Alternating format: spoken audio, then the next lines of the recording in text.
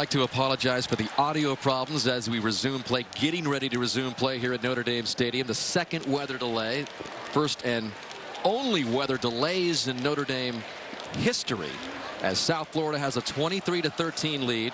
They're going to resume play here in just a few minutes with 4:21 left on the clock, and Notre Dame from its own 13 faced with a 2nd down and 6. The 16th ranked Notre Dame Fighting Irish on the verge of being beaten here by Skip Holtz.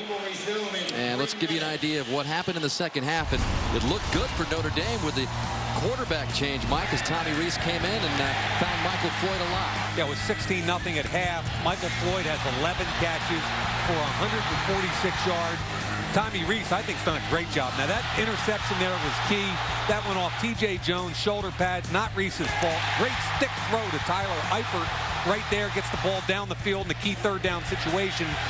Michael Floyd for a touchdown. That made it 16-7, and then the craziness would come later with the South Florida Bulls, but Floyd was key, and this was a key miss by Ruffer from 30 yards out.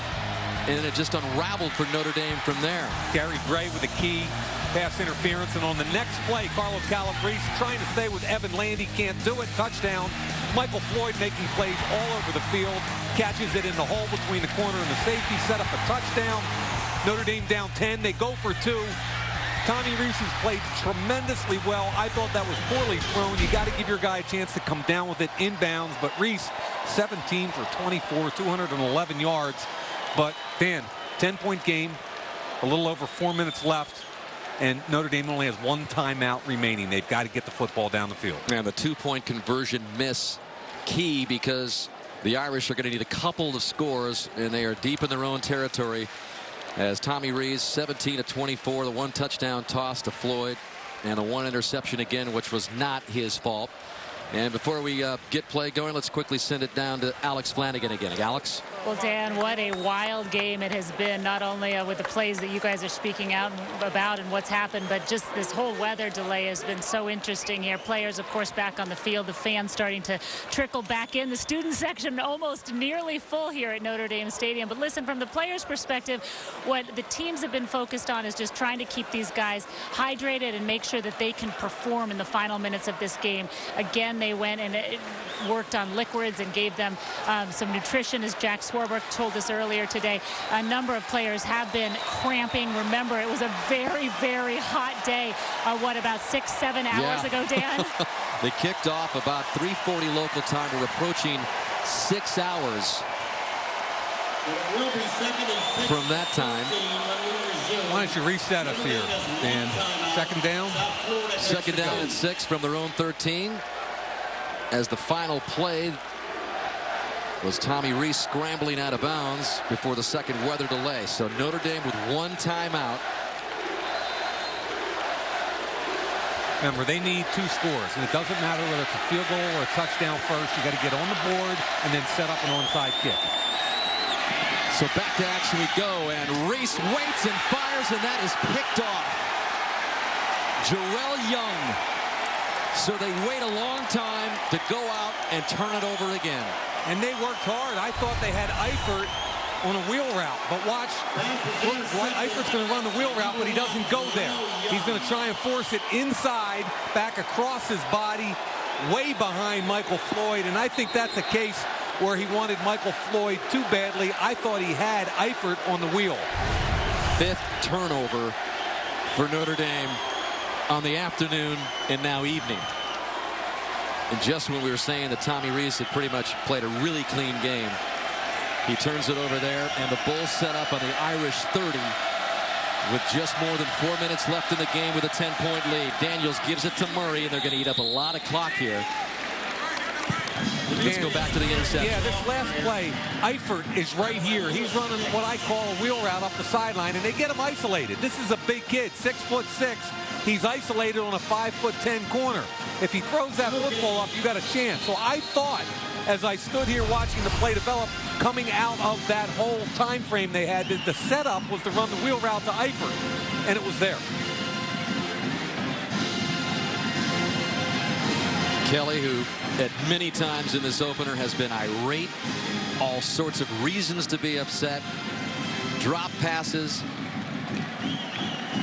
turnovers, 5 tonight, and again, there's the average turnovers per game in 2010. And as frustrating as this has been, and there's Popek, the left tackle, as frustrating as this has been for Notre Dame, let's take a step back and congratulate South Florida. I think they're a legitimate team in that Big East Conference. Them and West Virginia are going to compete, in my opinion. This could be a BCS team coming out of the Big East Conference. It's a huge win, but as Skip Holtz told us earlier in the week, win or lose, the first goal is still to win the championship.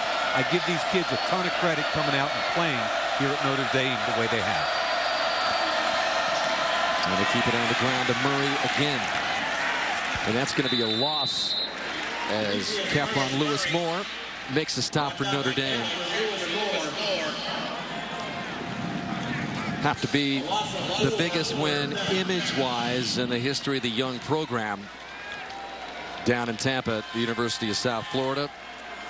And Skip Holtz coming back to where he coached, where he graduated, where he played for his father Lou Holtz. All the hype surrounding him coming in, and on the verge of pulling it off. I have to erect a statue in Tampa for him. Well, lightning strike off in the distance as Murray gets it. And for both teams, Mike, I mean, an extremely challenging day of delays. But Brian Kelly will head to Ann Arbor with his squad for the first game under the lights in the history of Michigan football. And speaking of the upcoming schedule, first game in history under the lights. Notre Dame has broken out new uniforms for it. So much anticipation for it. And it'll be a trip to Ann Arbor with most likely an 0-1 record. That is next week. And then the schedule, not really any breaks in it at all, especially early, Mike. Yeah, and Michigan State in 2 weeks is the ranked opponent they have to play. Remember, they went 11-2 last year. Mark D'Antonio had a great season. However, I thought that was a little misleading. They got spanked in the bowl game by Bama. Iowa crushed them. But that should be a very competitive game. And Skip Holtz, his schedule pretty easy. Got Ball State, Florida A&M, UTEP, all at home before they travel to Pitt. They can be 4-0 right there, right? And if they're 4-0, then they get into their Big East schedule. And the tough thing is 4 of their first 5 Big East play games are away. So on 4th and 11, we've got Theo Riddick back as Justin Brockhouse-Kahn punts it away. And Riddick lets it fall. And South Florida pins Notre Dame at the 1. Kind of sums it up. South Florida has done everything right today. Their quarterback, B.J. Daniels, did not turn the football over. Clean, efficient game. They ran the ball. They threw it when they had to. Most importantly, they took advantage of all the Notre Dame mistakes. Skip Holtz, in addition to that game at Notre Dame Stadium where he watched his father coach his last game in 1996, has returned to South Bend. This is the 4th time, where he's been back 4 other times besides that, including renewing his vows on his 10-year wedding anniversary 9 years ago with his wife Jennifer. And so all sorts of emotion and Notre Dame, South Bend connections to Skip Holtz and his family. As a flag comes in, his wife Jennifer had to use an Excel sheet. Defense number 36. Ball will be placed at the spot of the foul. First down. Sam Barrington with a penalty. His wife Jennifer had to use an Excel sheet to keep track of 78 tickets that they had for this game. And how about the story when she broke back into our room in Tampa? There she is. And there she is. And he couldn't remember how many times he'd been back. And she's like, are you kidding me? We renewed our vows. Reese fumbles it. Ball is loose. He recovers it. Claude Davis, the redshirt senior, was down there for the Bulls defense. No-win situation. Ball in the end zone. You've got to feel pressure, step up inside it. Claude Davis, the undersized defensive end, like a lot of 3 of the 4 defensive ends for them are undersized, quick pass rushers that are tough kids and stout at the point of attack.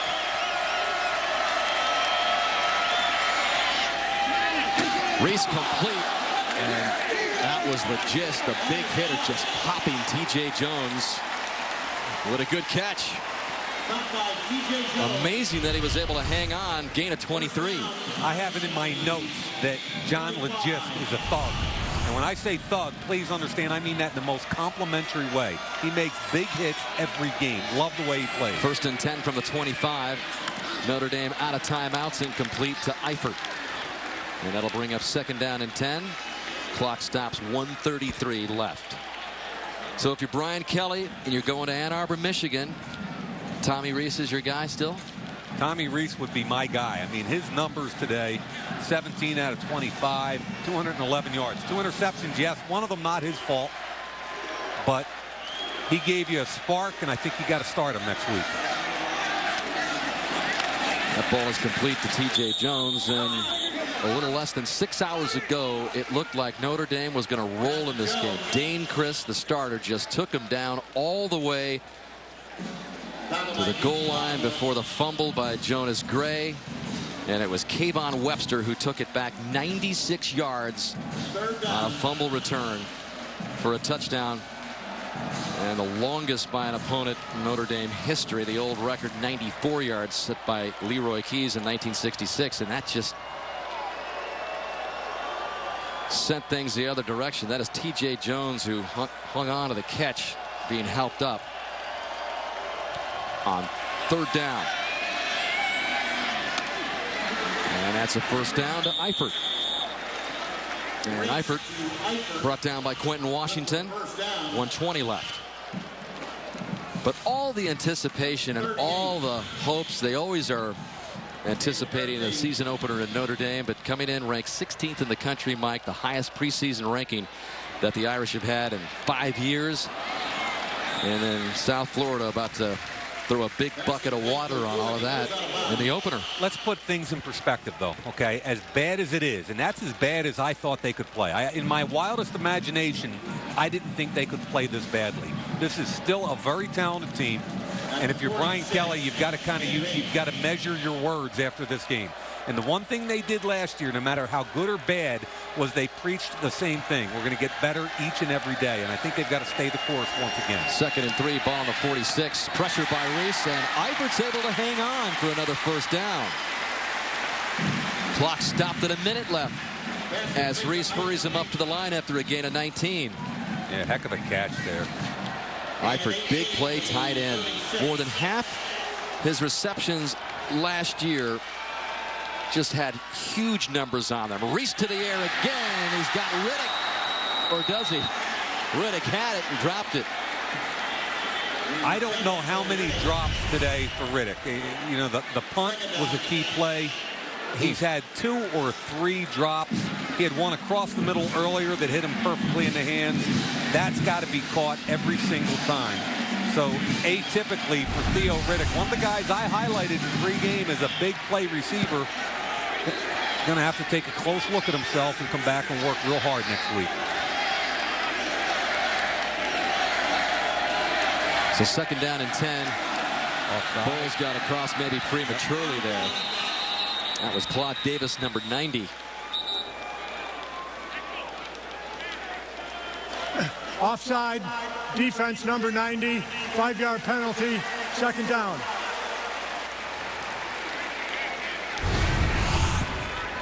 Claude Davis is going to jump right here. He goes on the head bob of the center Braxton Cave instead of on the football. 2nd year for Davis at USF after transferring from Mississippi Community College. And on 2nd down and 5, 42 seconds left.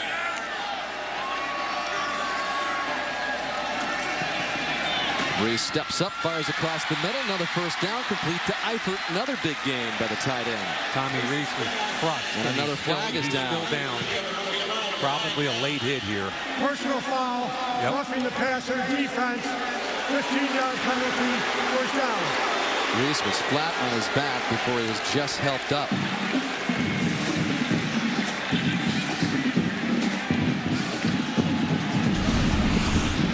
Big hit taken by Tommy Reese in the pocket, delivers it to Eifert. Okay, ball is out right now, and that's a big hit. It looked like Lattimore, the linebacker, came in late. From behind, he gets hit. Lattimore's up front. Good call. Reese still in the game. So 15-yard gain on the pass, another 8 on the penalty. Half the distance to the goal they go. First and goal. Clock running 28 seconds. Notre Dame out of timeouts. Down by 10. Needs 2 scores. Got to be Reese in the end zone. to the end zone. And it's who other than Floyd for the score. With 21 seconds left. Floyd with his second touchdown catch of the game. Floyd, the widest man on the field. They're going to clear it so he can run a slant, get him out of the way, and then bang, hit the slant right in behind it. Bang, give him room to work, put it on that big body, easy touchdown. Ruffer in to attempt the extra point to get the Irish within 3. Good hold, high snap. It is good. USF 23, Notre Dame 20. So Michael Floyd runs his career touchdown reception total to 30.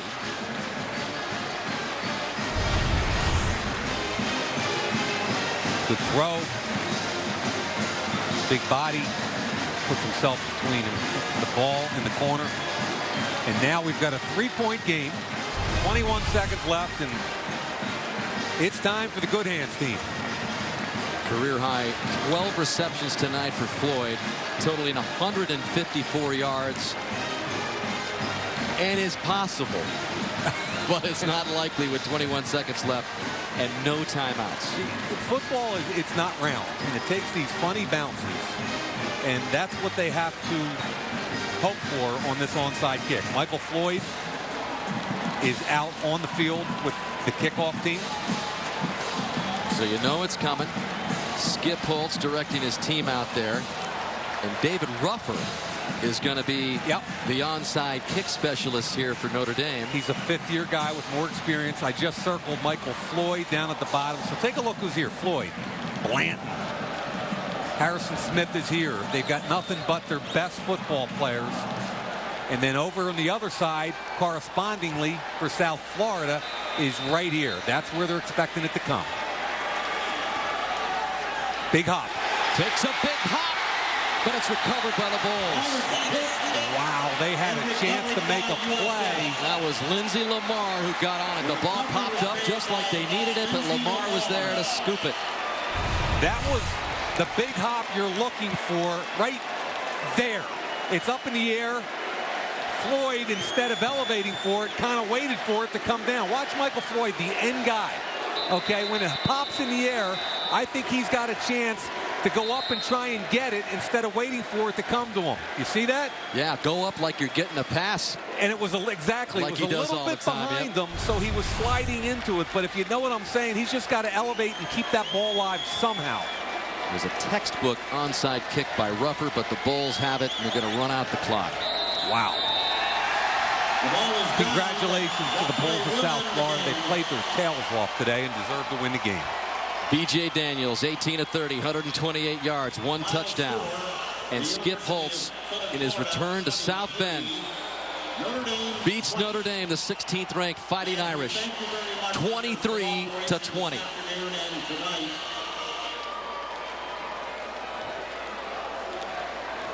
Let's go down to Alex Flanagan with a happy Bulls coach.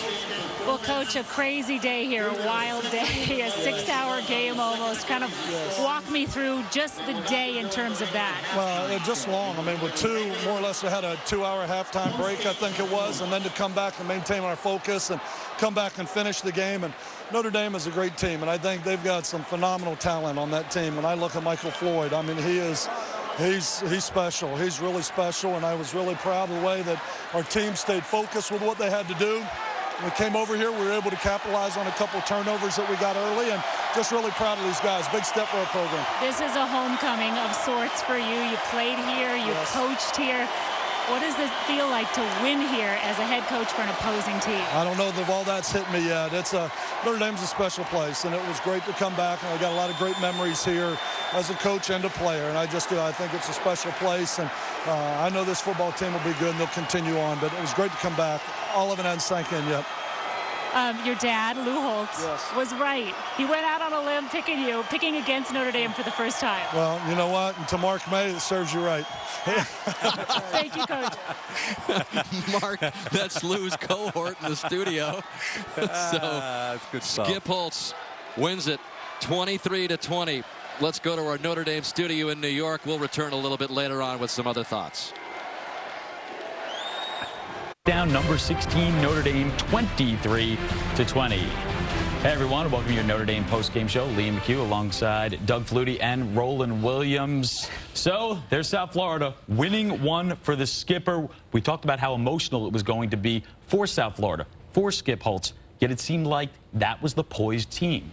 You know, the ironic part about this game is that Notre Dame was supposed to be poised, and they did not play like it. They were sloppy. They were lethargic. It was horrific if you're a Notre Dame fan. But here's the bright spot in all of it. You know, after the long rain delay, you know, I saw a team that has a lot of talent. I think that they show great poise in coming back, show great play, especially at the quarterback position. You can't throw the baby away with the bathwater. There's still plenty of opportunity left for Notre Dame. Let's talk about that quarterback position. Obviously, there was a competition over the summer. Dane Chris won it, but Tommy Rees comes in the second half. Is it Rees going forward? I certainly believe so. Tommy came in and sparked the entire team, picked it up. Offensively, they went right back down the field. Wound up with a bad interception. It was not his fault off of TJ's helmet, TJ Jones's helmet. He wasn't looking. But the bottom line was even the defensive side of the ball picked it up. There was an emotional level. He made good decisions, threw in rhythm, threw on time. He made a couple of mistakes as well. But it was a different offense with Tommy Rees at quarterback. Let's go back and check out the highlights from a disappointing opener for Notre Dame against South Florida. Brian Kelly greeting Skip Holtz. Hey, you know my dad, he's got a statue outside this place.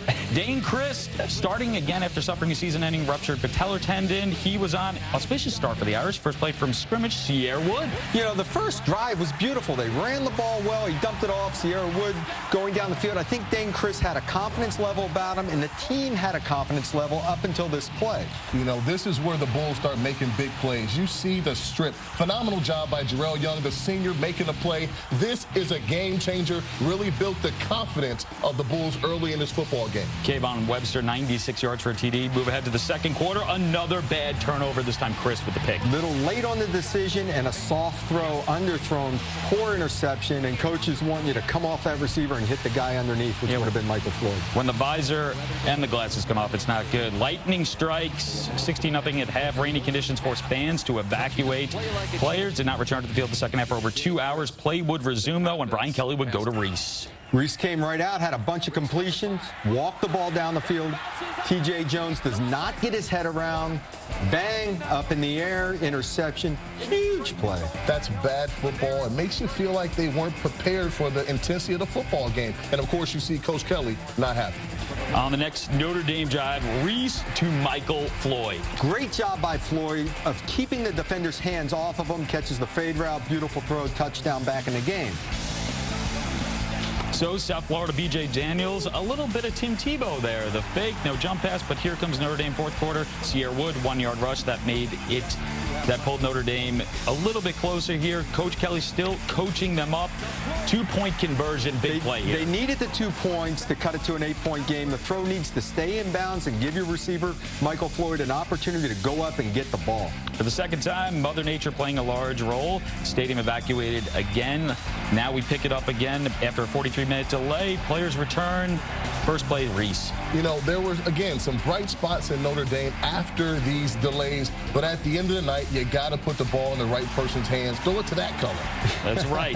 There's Michael Floyd, 20 seconds remaining, Notre Dame, and now an onside kick, and your X factor, Roland. You know, opportunity there for Notre Dame to pick up that football, but the X factor, number 5, delivers the goods, and South Florida deliver the win. Lamar with the good hands right there. South Florida wins 23-20. A great homecoming for Skip Holtz. Afterwards, Alex Flanagan caught up with Coach Brian Kelly.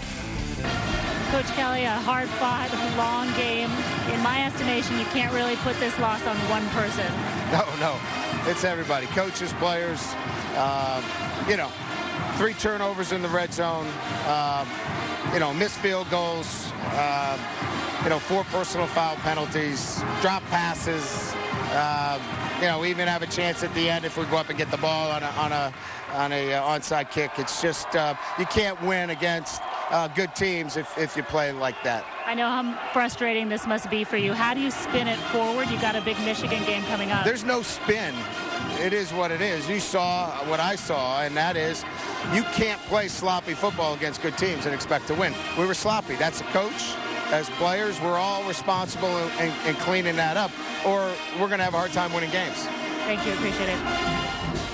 Not surprisingly, some very, very straight talk from Brian Kelly. He's clearly frustrated, and with good reason. Turnover battle, they lose it 5-0. Just a sloppy game all around. He says you can't do that versus good teams. This is a devastating loss because this is one of those games going into the season that Notre Dame expected to win. He says good teams. They have good teams all the way through the schedule. Michigan and Michigan State coming up. There are no layups on this schedule. If you play this kind of football, you're looking at a rough year. You know, I appreciate Coach Kelly sort of stepping up and talking about coaching, but when I watch the film, that's not bad coaching. They know how to catch the football. They know how to receive punts. They know how to look for receptions. At some point, the senior leadership of this football team has to look at themselves right in the eye and say, we have to get better if we want to do anything this football season. The players got to take the brunt of responsibility for this game. For Notre Dame, a lot of people were talking BCS Bowl or bust. It's still very early. As for South Florida, they look pretty good for the BCS. You would think they'd have to be a major player in the Big East. For more reaction off of Notre Dame's opening day loss, let's head back to South Bend. Dan Hicks and Mike Mayock. This was not on one guy. This was a total team loss for the 16th ranked Irish. No question. And he also mentioned, you know, -5 in turnover. You can't win any college football games when you're -5 in turnover differential. I think Dane Christ is going to take the hit for a lot of this, but that's not really fair to the quarterback because, as Brian Kelly said, and we enumerated throughout the day, it was a total team loss. Special teams and offense especially. I thought the defense at least kept them in the game. Lots of drop passes, and you keep thinking about Theo Riddick. What a tough game this was for him. Seemingly every single time he was back deep on punt returns, bobbling the ball and then not catching it. I mean, it was almost like, was this just a lack of concentration? First game jitters? Hard to pinpoint it all. I really believe with young men that when you drop a punt like he did, when you drop a pass like he did early, it gets in your head a little bit. You overthink things. It's no different than in any other sport where you start, when confidence is eroded, your performance will suffer. And, you know, as we say all that, let's not forget that University of South Florida won a football game. And they came in here, they played fast, they played hard, their quarterback didn't make any mistakes, and they deserve to win the game. Congratulations to Skip Holtz and the South Florida Bulls 1-0. Notre Dame 0-1 as they head to Ann Arbor for the first ever game under the lights at the Big House. Liam, back to you. Dan, thanks so much. You heard Mike Mayock talk about confidence eroding. What about a confidence boost for South Florida? South Florida played good football beginning to end. They did not turn the football over. B.J. Daniel, after a loss of momentum in Notre Dame looked like they were coming back, converted on some crucial third down plays. They ran the football, ran the clock, and milked this game away. You know, you talk about playmakers stepping up and making plays. The seniors of Notre Dame did not do that. But on the other side, South Florida, you look at a guy like Jarrell Young, MVP, #1, stripping the ball out. They were in the right position, making the right plays. So you got to give some credit to the playmakers of South Florida, stepping up, making the right plays to get the victory. Skip Holtz and the Bulls certainly deserve much credit. Still to come, scores and highlights from coast to coast. Plus, Doug and Rose select the player of the game. That and more when we return.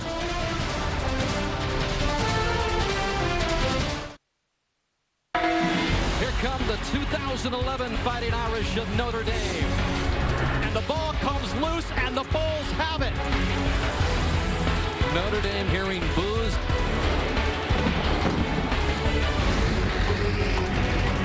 Flips it into the end zone for the touchdown.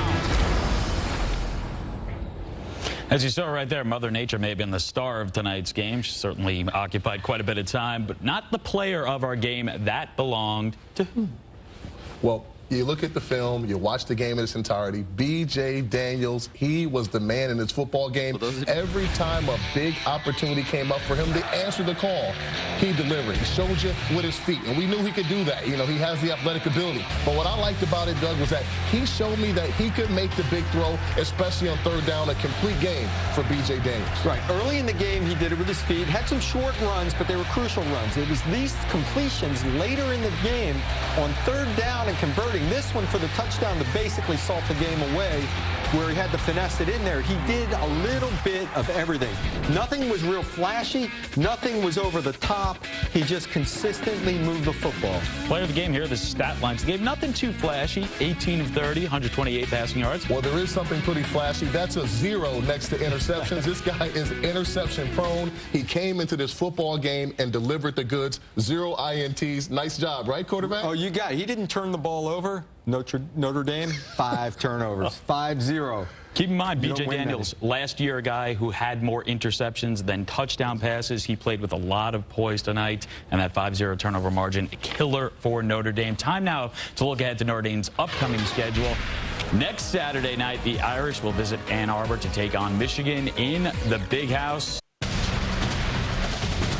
Welcome back to your Notre Dame post-game show. Coach Brian Kelly says the expectations at Notre Dame are simple. You have to win games. So obviously not a very successful opener for the Notre Dame Fighting Irish. After the loss to South Florida, Coach Kelly addressed the media.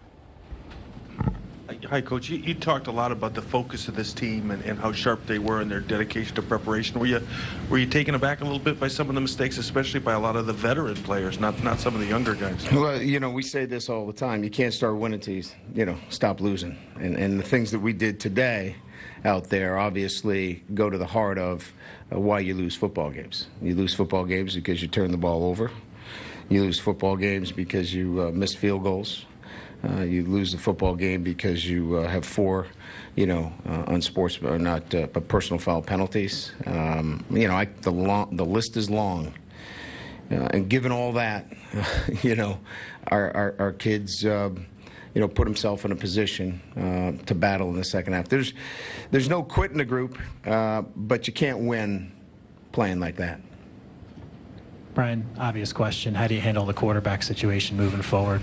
Well, we didn't expect to have to make this move, obviously. So it's going to require us to, obviously evaluate the quarterback situation and, make another decision. This was, a step back for us as it relates to where we thought we were going.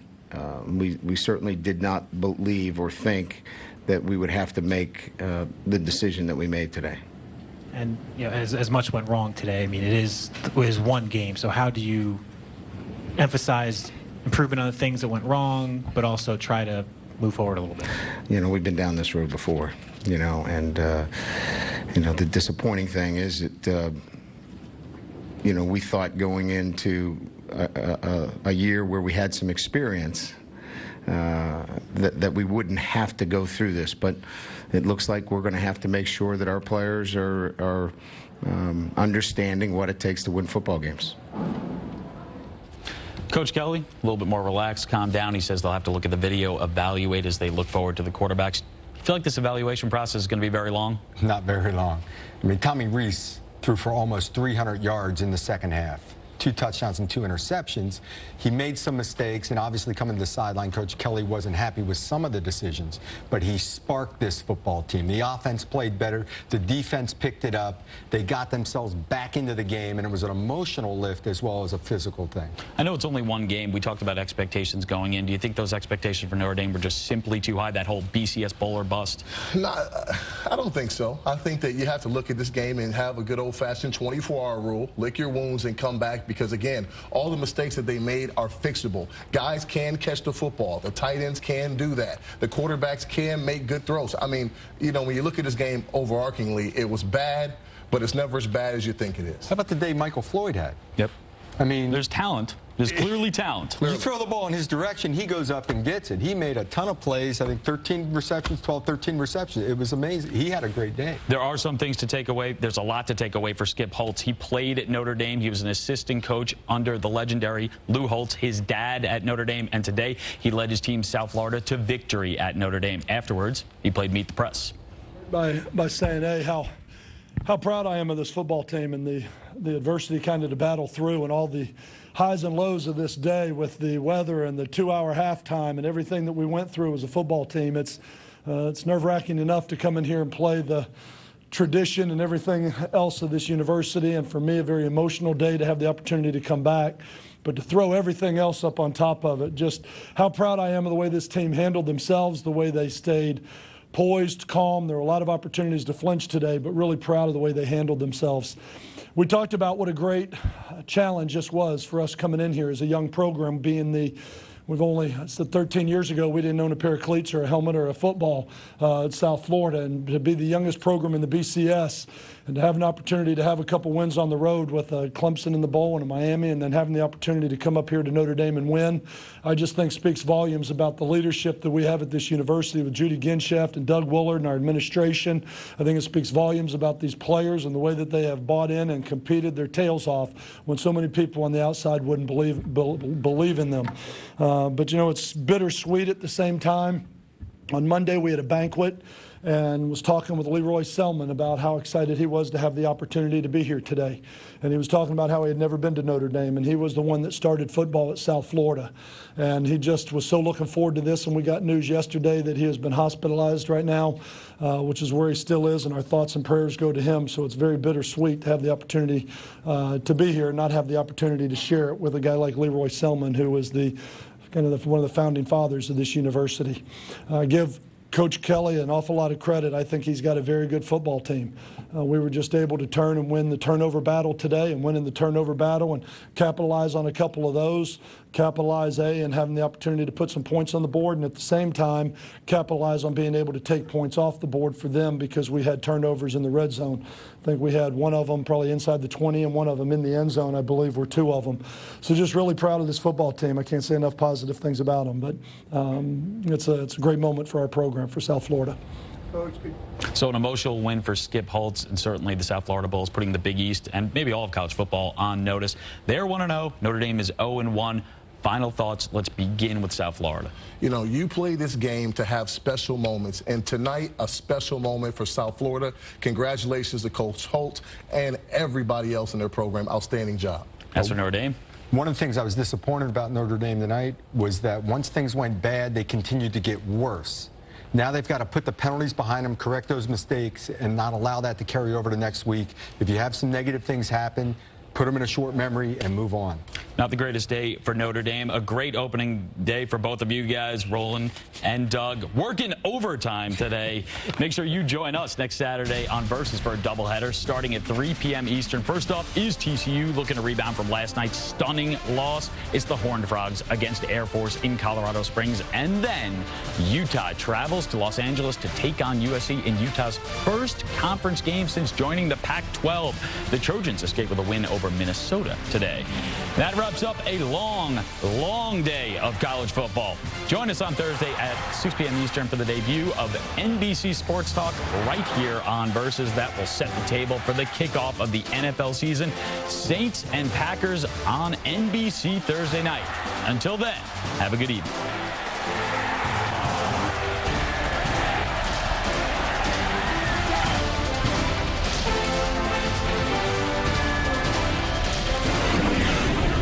This has been the Notre Dame football postgame on Versus.